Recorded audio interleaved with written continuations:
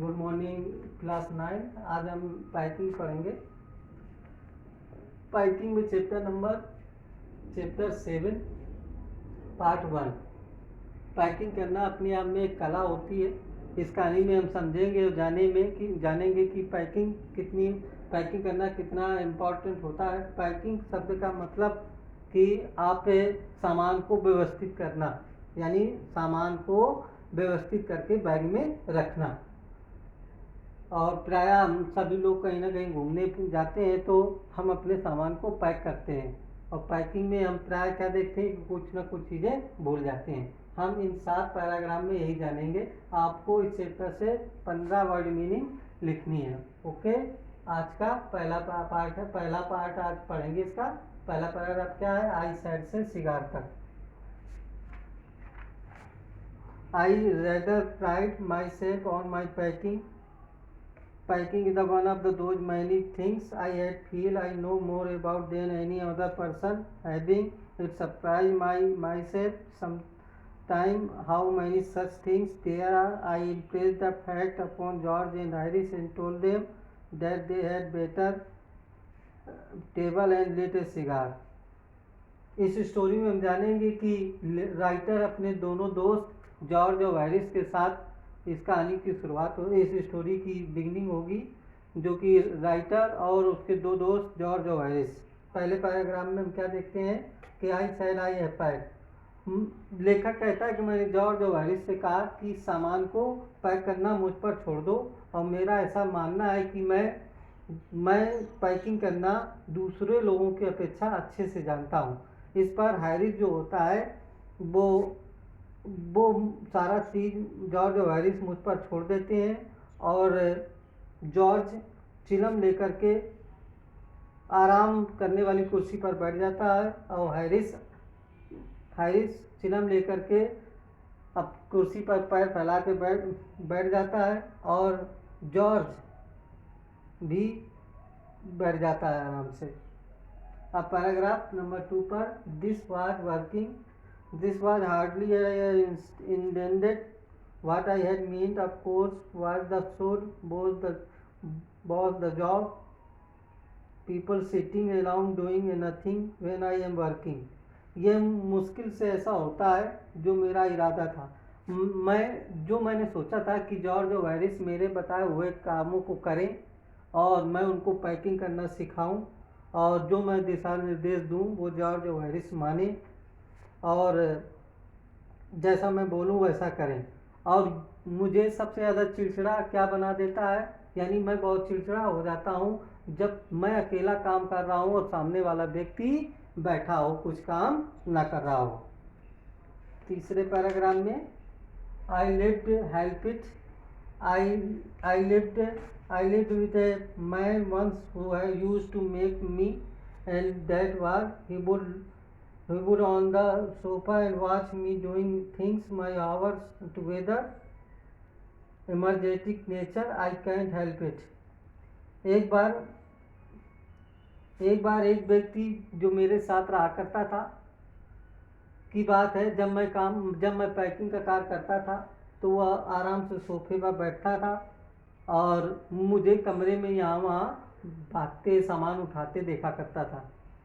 जो मेरे जॉर्ज और हैरिस का पहले वाला दोस्त था, उससे पहले जो मेरा दोस्त था जो मेरे साथ रहता था, वो मुझे पैकिंग करने के समय मुझे देखता था, और जब मैं कमरे से सामान यहाँ वहाँ से उठाता था तो वो मेरी तरफ निगाह रखता था और आराम से जमवा ही लेता था।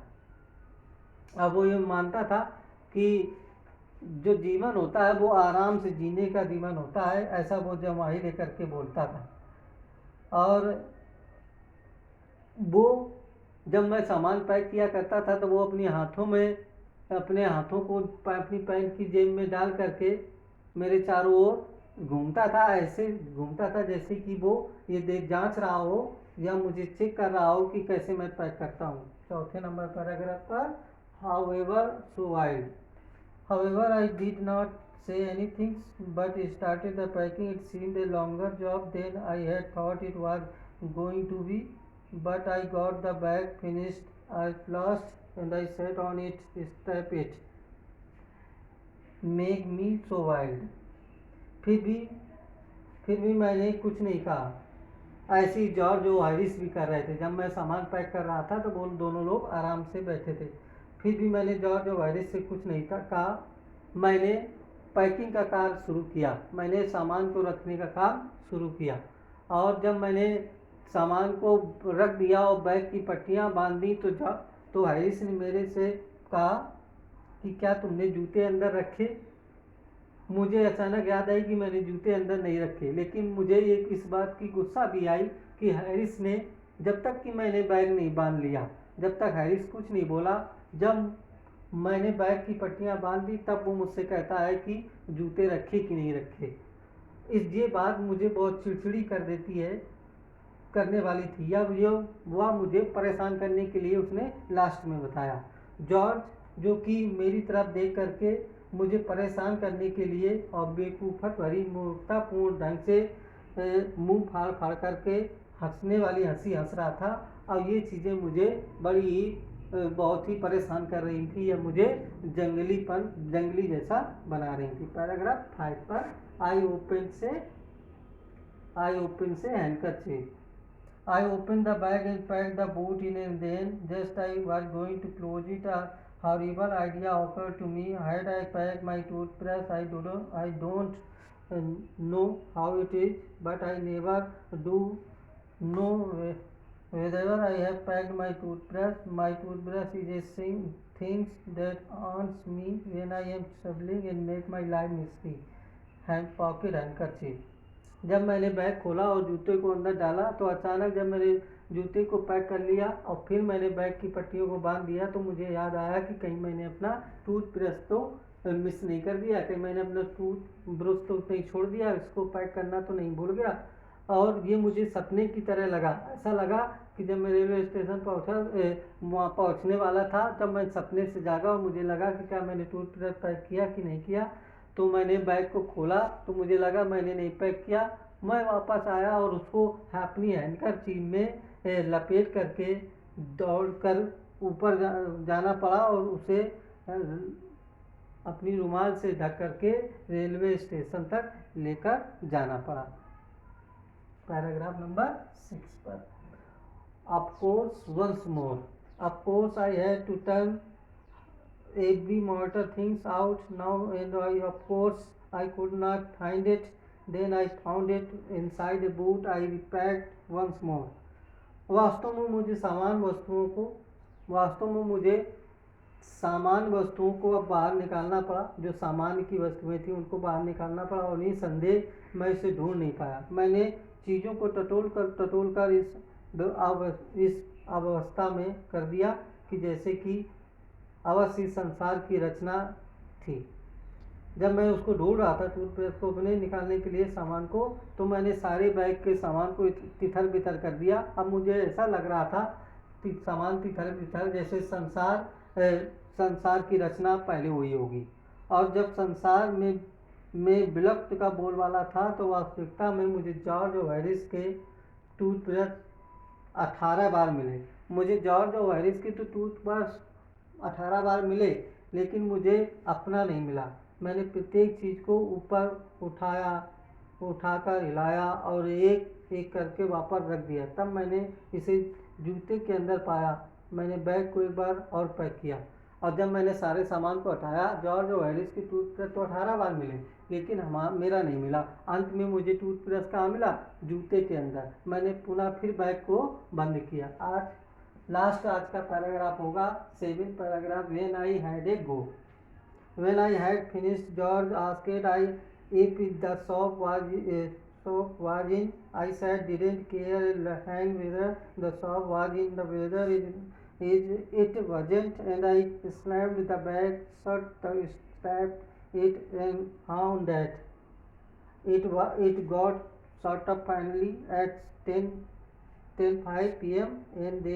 and then there remained the hampers to do. Harris said that we should and I agree and sat down and they had a go. जब मैंने पैकिंग पूरी कर ली, जॉर्ज ने पूछा कि क्या साबुन अंदर रख ली। जब मैंने पैकिंग पूरी कर ली तो जॉर्ज ने मेरे से पूछा कि तुमने साबुन अंदर रखी। मैंने कहा मुझे इस बात की कोई चिंता नहीं कि साबुन अंदर है या नहीं।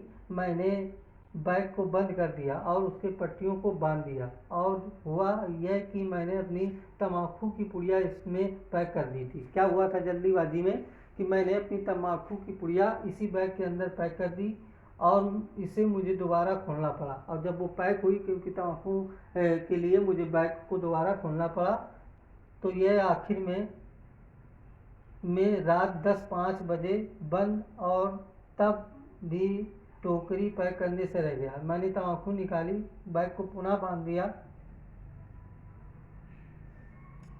और लेकिन फिर भी टोकरी पैक करना रह गया। हैरिस ने कहा, हमारे पास यात्रा आरंभ करने में 12 घंटे से भी कम का समय बचा है। हैरिस ने कहा कि हमारे पास 12 घंटे से भी कम का समय बचा है, फिर तब हमारी यात्रा शुरू हो जाएगी। और सोचा कि वह जॉर्ज और वह शेष पैकिंग कर लेंगे। मैंने सोचा कि जॉर्ज और हैरिस शेष पैकिंग कर लेंगे, और मैं राजी हो गया और बैठ गया। जॉर्ज और हैरिस ने कहा कि अब तुम आराम कर लो, मैं शेष पैकिंग कर लूँगा। इसलिए मैं आराम से बैठ गया, और उन्होंने अपना काम शुरू किया। जब जॉर्ज और हैरिस ने अपना पैकिंग का जो अधूरा काम बचा था उन्होंने शुरू किया। Today is the 7th paragraph, and you again repeat in her house then these 7 paragraph. And of course if you repeat again, then you better understand about 7 paragraph as packing chapter. I hope that you do it and complete this 7 paragraph. Thank you.